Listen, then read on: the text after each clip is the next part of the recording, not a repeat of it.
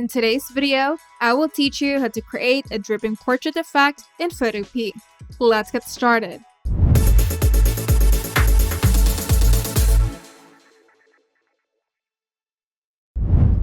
First, go to Photopea and open the portrait image that you want to edit by going to File, then Open. Then go to the Quick Selection tool in the toolbar and click Select Subject in the top menu.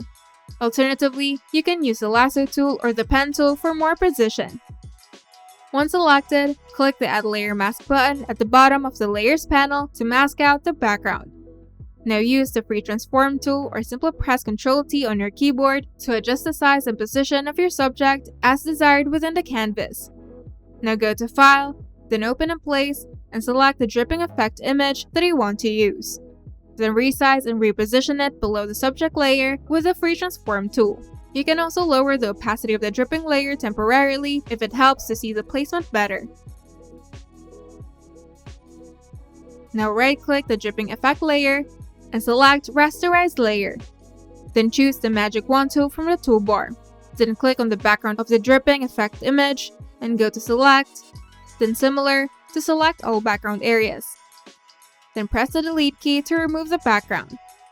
Now right-click the dripping effect layer and choose Select Pixels. Then hide the dripping effect layer and select the subject's layer mask thumbnail. Then press Shift-Ctrl-I to invert the selection. Then choose the Brush tool. Then set the foreground color to black and paint under the area where the dripping effect would overlay to remove unnecessary parts of the subject. This makes it look like the subject is blending into the drips. Then press Ctrl-D to deselect. Then click Add New Layer at the bottom of the Layers panel. Then click the Adjustment Layer button and choose Gradient. And customize the gradient to create a fitting background.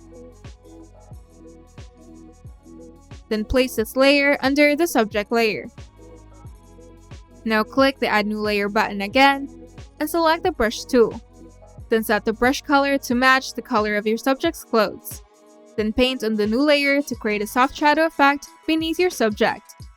Then resize the shadow with the Free Transform tool by dragging the top middle handle down while holding the Shift key.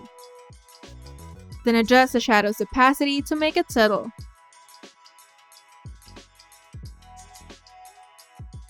And once you're happy with your image, go to File, then Export As, then choose your preferred file format to save your image.